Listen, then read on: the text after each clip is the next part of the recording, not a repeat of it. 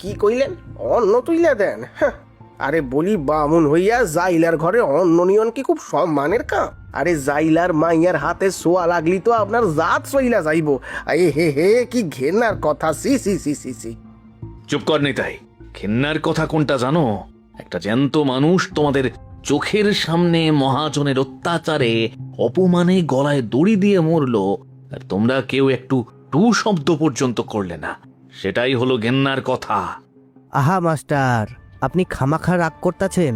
সমাজ বইলা তো একটা কথা আছে, সমাজের একটা নিয়ম আছে না? সমাজ?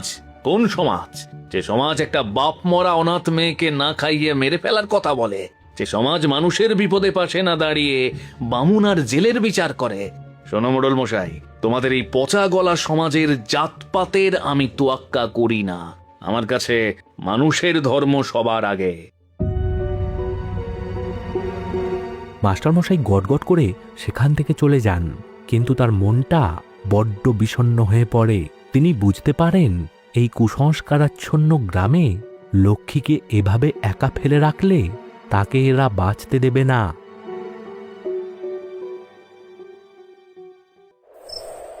রাধানগর গ্রামের শেষ প্রান্তে হরিনাথ মহাজনের মস্ত বড় দিঘি। দিঘির পাড়ে টিমটিমে লণ্ঠন হাতে পাহারা দিচ্ছে হরিনাথের দুই পাহারাদার বংশী আর ভুবন। আজকাল রাইতে যা ঠান্ডা পড়ছে না ভুবন, হারি গিয়া বিদ্যাছে একদম। বলি, তোর কাছে বিড়ি টিড়ি আছে নাকি রে? একান্তে তো সুতা ঠান্ডা পড়ছে, গতটা একটু গরম হোক। বিড়ি তো আছে, কিন্তু চালাবার উপায় আছে কি? যা শোষো কইরা হাওয়া দিতাছে, দেশলাইয়ের কাঠি জ্বালাইতে না জ্বালাইতেই নি ভাজাইবো। তা হবাই পারে, কিন্তু এই ঘুটঘুটটা অন্ধকারে এই দিঘির পারে পইরা থাকুন কি তার টিকান কথা? দিনের বেলা দিঘিটারে দেখতে যত ভালো লাগে, রাইত নামলেই জায়গাটা তত ভয় রইয়া যায়। এই রতন মারা যাওয়ার পর থেকে তো আরো বেশি ভয় তো লাগবই রে বংশী। মহাজনের এই দিঘির ব্যাপারে গায়ে কত কথা রড়ছে জানোস না?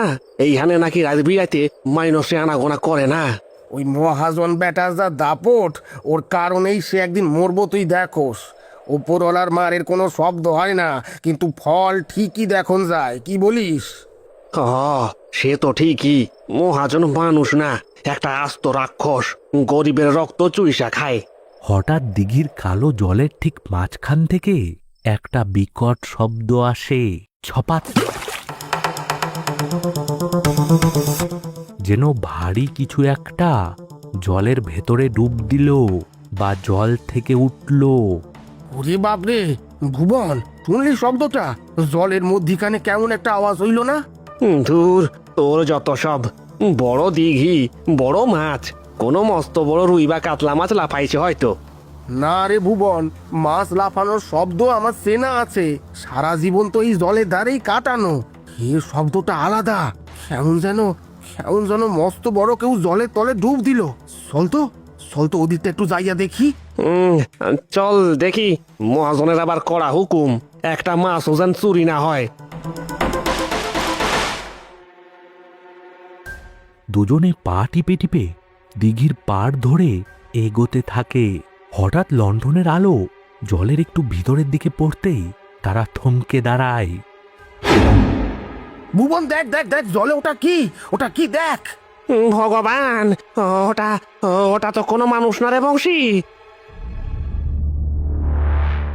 দিঘির বুক সমান কালো জলের ভেতর দাঁড়িয়ে আছে একটা কুচকুচে কালো পচা গলা অবয়ব। তার মুখটা অন্ধকারের জন্য দেখা যাচ্ছে না, শরীর দিয়ে যেন পচা কাদার দুর্গন্ধ বেরোচ্ছে। হঠাৎ সেই অবয়বটির হাতটি অস্বাভাবিকভাবে লম্বা হয়ে জলের অনেক গভীরে ঢুকে গেল। ওরে বাপরে, হাত দুইটা এত লম্বা কেন? এটা কি ধরতেছে জলের তলা দেইখা? পরক্ষণে অবয়বটা তার লম্বা হাত দিয়ে জলের নিচ থেকে একটা বিশাল মাপের জ্যান্ত রুই মাছ তুলে আনলো। মাছটা তার হাতের মুঠোয় ছটফট করছে। অবয়বটা খালি হাতেই অন্ধকারের মধ্যে মাছটা ধরল। ওরে বাপ রে বাপ, ওটা ওটা মেছো ভূত, আজ তো মেছো ভূত। পালা বংশী পালা, না হইলে ঘাড় মোটকাইয়া দিব। বংশী আর ভুবন লণ্ঠন ফেলেই গ্রামের দিকে ঊর্ধ্বশ্বাসে দৌড় লাগায়।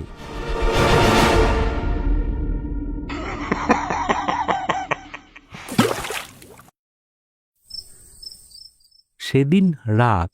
মাস্টারমশাই বাড়ির শোবার ঘর। মাস্টারমশাই রাতের খাবার না খেয়েই খাটে বসে গভীর চিন্তায় মগ্ন। তার স্ত্রী যশোদা এক গ্লাস দুধ নিয়ে ঘরে ঢোকেন। কি গো, আজ রাতে তো পাতে একদম হাতই দিলে না।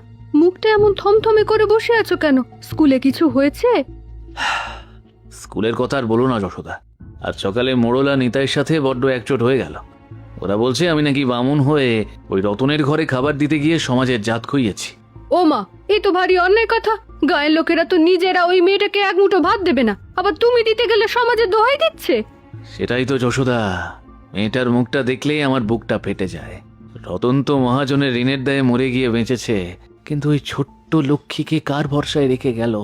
গায়ের লোক তো ওকে ভিখারি বানিয়ে দেবে। আচ্ছা, আমি একটা কথা বলি, শুনবে? বলো, কি কথা? ওগো, আমাদের তো নিজেদের কোনো সন্তান নেই। ভগবান আমাদের কোলে কোনো বাচ্চা দেননি। তা ওই অনাথ মেয়েটাকে আমরা আমাদের কাছে নিয়ে আসি না কেন? যশোদা, তুমি কি বলছো? তুমি নিজে থেকে এই কথা বলছো?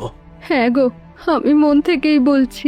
আমি তো রোজ দেখি তুমি লুকিয়ে লুকিয়ে খাবার নিয়ে যাও, আর এসে সারা রাত মেয়েটার চিন্তায় এপাশ ওপাশ করো। আমি তো তোমারই স্ত্রী, তোমার কষ্ট কি আমি বুঝি না? কিন্তু কিন্তু যশোদা, গাঁয়ের লোকেরা যে তোমাকেও কথা শোনাবে। ওই নিচু জাতের মেয়েকে এই বাড়িতে তুললে সমাজ আমাদের এক করে করবে। তুমি কি সেই অপমান সইতে পারবে? জাতপাত দিয়ে কি হবে গো? মানুষের ভালোবাসাই তো আসল। ভগবান যাকে কেউ নেই করে পাঠিয়েছেন, আমরা তার কেউ হব। সমাজ যদি এক ঘরে করে, করুক, আমাদের কোনো আক্ষেপ থাকবে না। যশোদা, যশোদা, তুমি আজ আমাকে যে শান্তি দিলে তা আমি বলে বোঝাতে পারবো না। আমি এতদিন এই কথাটাই তোমাকে বলবো বলে মনে মনে গুমড়েছিলাম, কিন্তু তুমি যদি রেগে যাও সেই ভয়ে বলতে পারিনি। আমি রাগ করব কেন? একটা বাপ মরা মেয়েকে আশ্রয় দেওয়া তো সবচেয়ে বড় পুণ্য। তুমি কালই গিয়ে ওকে আমাদের বাড়িতে নিয়ে এসো। আমি ওর জন্য নিজের হাতে নতুন জামা সেলাই করে রাখবো। আজ তোমার কথা শুনে বুঝলাম যশোদা, জীবন সঙ্গিনী হিসেবে তোমাকে বেছে নিয়ে আমি জীবনে কোনো ভুল করিনি। কাল রাতেই আমি লক্ষ্মীকে এই বাড়িতে পাকাপাকিভাবে নিয়ে আসবো।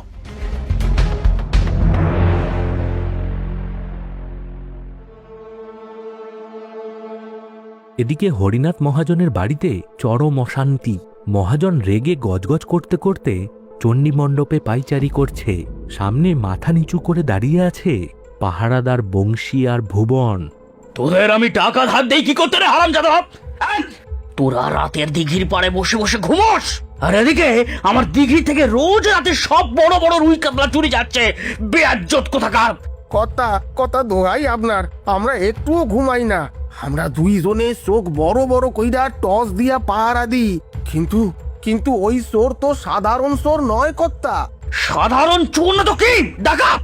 কোন গায়ের ডাকাত আমার দিঘির জাল ফেলার সাহস পায় রে? নাম বল তার। কর্তা কর্তা মারবেন না, বংশী ঠিকই কইতাছে।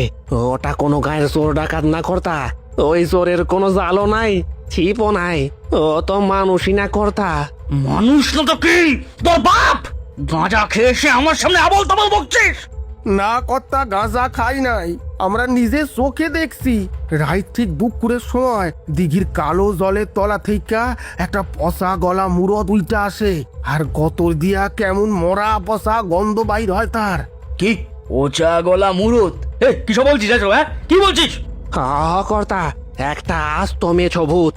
ওই ভূতটার দুইটা হাত মাইনসের মতো না, হাত দুইটা রশির মতো অস্বাভাবিক লম্বা। দিঘির পাড়ে খাড়াইয়া সে ওই লম্বা হাত জলের অনেক গভীরে ডুবাইয়া দেয়। তারপর একেবারে জলের তল থেকে জ্যান্ত তাজা তাজা মাছ ধইরা আইনা অন্ধকারের মধ্যেই সিবাইয়া খায়। হ কর্তা, মাছ খাওয়ার সময় তার মুখ থেকে কেমন খসমস কইরা হাড় ভাঙার আওয়াজ আসে। আমরা টস মারতেই সে জলের তলায় তলাইয়া গেছে। আমাদের আর ওই দিঘির পাড়ে রাইতে পাঠাবেন না কর্তা, ওই মেসোভূত কোন দিন আমাগো ঘাড় মটকাইয়া দিব। আরে মেছো ভূত? কি বলে রে মেছো ভূত? জলের তলা থেকে হাত বাড়িয়ে মাছ ধরছে কে?